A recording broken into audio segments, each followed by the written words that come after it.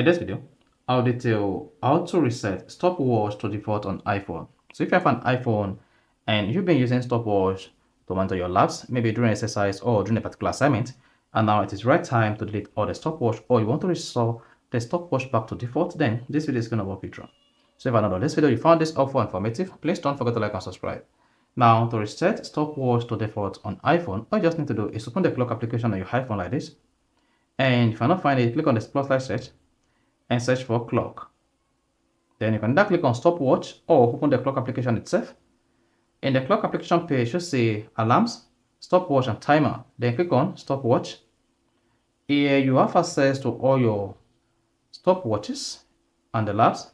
So I have from first lab to the fifth, and these are the time.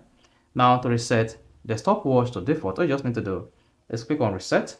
Then you should see the stopwatch cleared, and that is going to reset the stopwatch to default. When next, just need to click on start, stop like this and reset again. So that is how you can easily reset stopwatch on iPhone. If you found this helpful and informative, please don't forget to like and subscribe.